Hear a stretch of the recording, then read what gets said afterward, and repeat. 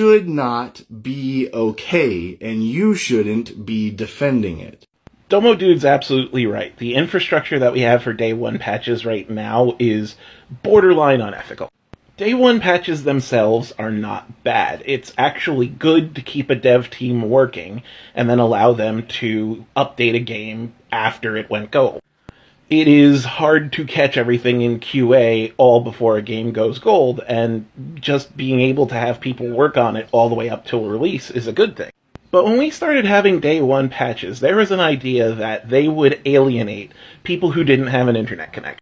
And for a brief and, in my opinion, wonderful moment, places like GameStop allowed you to come in with a USB stick, and then they would download that update onto the USB stick for you when you bought the game.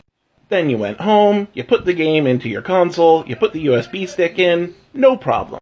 Everybody who had internet connections could download patches like normal, and everyone who didn't can get it from whatever store they purchased the game from.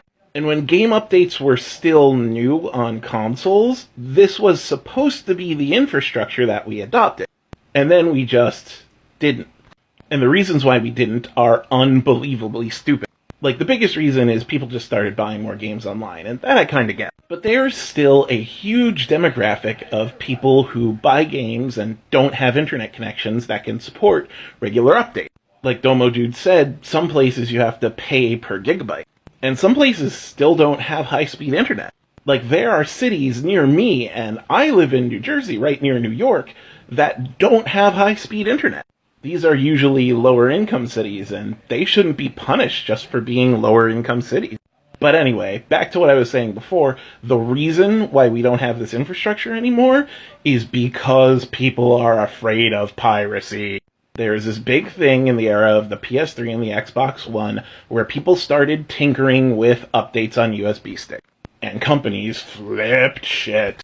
They were like, oh, what if you change an update to be able to change a game in the way it's not supposed to? What if you were able to use updates for hacks? And here's my take on it. Who the ever-loving fuck cares? Because the demographic of people who don't have stable internet connections is way bigger than homebrewers who are going to tinker with your update patches. This is just another example of rights management. I mean, I can't call it DRM. It's not really digital. It's analog rights management, but it's another example of rights management hurting legitimate customers instead of the pirates who they say they're hurting. There is no reason why update packages shouldn't be able to come with hard copy disks.